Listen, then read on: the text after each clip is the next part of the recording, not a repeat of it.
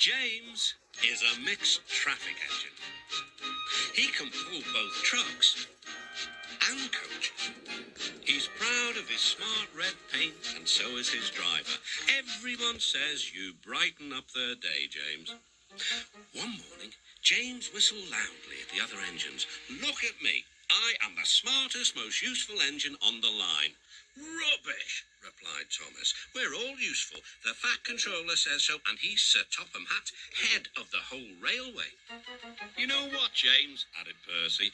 "What?" replied James. "You're getting all puffed up." James puffed away. Later, he was still boasting. "I'm the pride of the line." "I saw you pulling trucks today. You're only a goods engine," snorted Gordon. James was furious. "I pull coaches too." "Not as much as I do," grunted Gordon. "The Fat Controller has plans for me."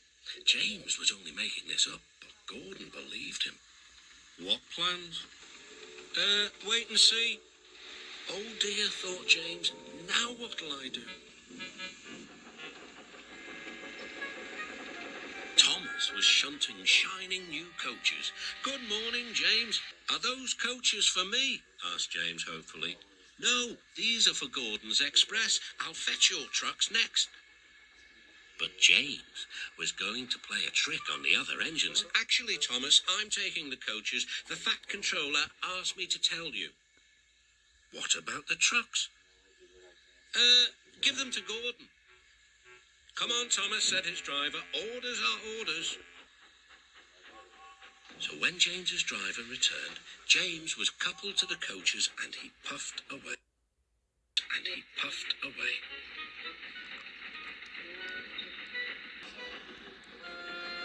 Thomas returned with the trucks. A few minutes later, Gordon arrived. "Where's the express?" Thomas told him about James. "And so here are your trucks." Gordon was very cross, and so was his driver. "Wait till the Fat Controller hears about this." Meanwhile, James was enjoying himself enormously. What a clever plan, he chuffed. Then he saw the Fat Controller. "Some jokes are funny, but not this one, James. You have caused confusion." "Yes, sir," said James. "You will stay in your shed until you are wanted." The other engines teased James. "I wonder who'll be pulling the express today," said Gordon. "I expect it'll be you," replied Henry. "James is stuck in the shed for being silly." James felt sad. Next morning, he went back to work.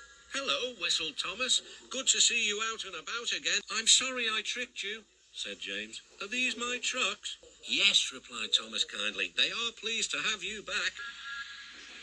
James puffed into the harbour with his goods train of trucks. He bustled about all day, pushing and pulling them into place. "Time to go home now, James," said his driver at last. "No trucks or passengers, just we two." But his driver was wrong. "Excuse me," called the man. "I have a meeting with Sir Topham Hatt, and I mustn't be late. May I ride back with you?" "Of course," replied James's driver. Then he whispered to James, "This gentleman is a railway inspector." James was most impressed. He steamed along the line as smoothly and as quickly as he could. The Fat Controller was waiting, and the railway inspector greeted him warmly. "This clever engine gave me a splendid ride. You must be proud of him." "Yes, indeed. James, once again, you are a really useful engine.